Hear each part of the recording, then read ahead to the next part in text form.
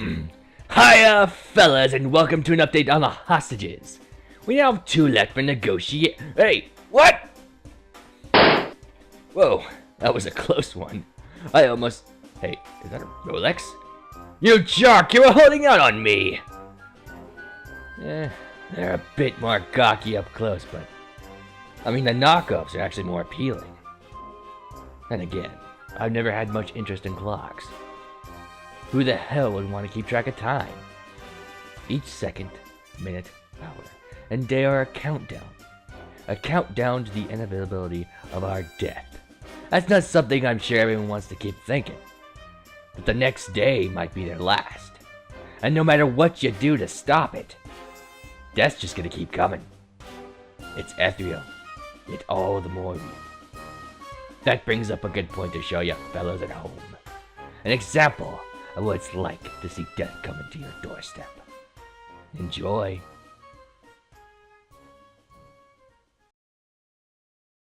Growing up in the South in a pretty religious family, folklore is always around. Being Mexican to boot, these stories were always a constant reminder to be a good child. My grandfather believed in this wholeheartedly. He loved telling us that if we didn't behave, El Cocoy was coming to get us. El Cocoy was the boogeyman, just like La Llorona was a woman who wept to lure children to the river to drown them as she had done to her own children. How were these age-appropriate stories? My grandfather insisted that he saw La Lechuza, a witch turned into a large white owl, roaming in the backyard once. I started to keep track of when he mentioned one of these names. If my cousins and I were too loud, El Cocoy was coming. If we ran outside, La Lechuza would take us away. In my grandfather's last few years of life, he never spoke of any of these ghastly creatures anymore. Although we were older and less noisy around him. We would laugh as we recall him yelling at us, all the while my grandfather remained silent. Before his health started to decline, he would speak in hushed whispers about things that scared him. What I remember most during his last year was that he was always afraid of the dark. He spent his nights pacing the house. He would call relatives at 3 to 4 a.m. to see what they were doing. Like clockwork, he called my parents' house at 3 a.m. and at 4 a.m. One morning in the summer, he didn't call. He didn't call because he said he smelled something. The story he told my grandma is one that is hard to believe. He was walking to the house, making his rounds. A slight shuffle in his house slippers over the tile floor. He never really picked up his feet. He's moving from the kitchen dining area to the front living room. Sometimes when the street light is on, you can see the street from one side of his yard to the other. Cars lining the streets in front of houses where people were sleeping. All but one person. Or so he thought. He heard something he wasn't sure of. Was it talking or mumbling? Maybe it was humming. No one should be awake at this hour. My grandfather shuffled to the front door. And that's when he saw her. A woman dressed in dark clothing, walking down the middle of the street. Ever curious, my grandfather opened the door.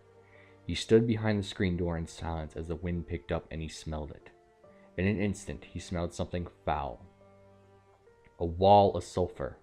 And just like that, it was gone, leaving only a lingering smell of roses. He didn't say anything, didn't move. Then she turned to him. An old woman, small in stature, with no real face or features he could recall. A darkness covering her face although she was within the beam of streetlight. She was wearing a black veil, lacy, framing her oval-shaped face.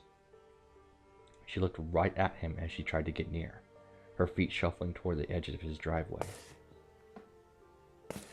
Immobile with fear, my grandfather stood at the door, the smell of roses growing stronger as she approached, her face beginning to compose features. Eyes dark and set deep under her brow, small mute mouth, sunken cheeks that seemed to tug her face even more into the oval shape, too elongated to be real. As she approached the driveway, she stopped. The humming was back. Was she talking?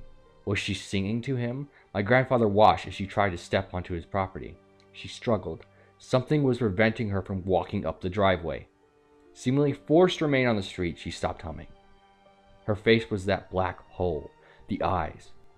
Were they glowing? Was a jaw that far stretched down to a snarl-owl shape? The sulfur smell was back. This creature, was unable to cross over onto my grandfather's property, and with a screech, she moved back into the middle of the street. This creature began its humming down the street, seeming to vanish in the darkness that went beyond where the light street could reach. This went on every early morning for several weeks. My grandfather never told a soul the first few nights. Who would believe him that he saw the devil in the street at 3 a.m.? The sulfur rose smell lingering in his nostrils, so much that he began to overly use his nasal spray. He used these menthol inhalers once every month. After his visitor's appearance, he was using one a week until he was placed in ICU on his deathbed. That holiday season, my aunt saw a woman walking the streets at night. When she went to the kitchen for water, she heard a song that she didn't understand, with the smell of roses. When she approached the door, the woman stood at the driveway and sulfur stayed in the air. My aunt was too afraid to get any closer to the door and went back to her bedroom. February of 2009, my grandfather lay with monitors hooked up to him. Delirious from pain medications and his body deteriorating, he began to say he could smell the devil's perfume. He was adamant of that rosy sulfur smell in the air. As she went roaming the streets, singing to people to take, singing to them to walk out of their homes. He said the creature would come out of the walls at the foot of his bed in ICU to visit. This is the first time my aunt heard of someone else speaking of the woman walking the streets, smelling the roses and sulfur. This was the first time something this far-fetched was ever uttered aloud within the family. Everything was always some folklore story, but this happened to 2 different family members. March of 2009, my grandfather passed away. I had to fly in thinking I wasn't able to say goodbye, but he held on for me. When I heard the stories of this devil in disguise, I shrugged it off with a smirk. Oh, right?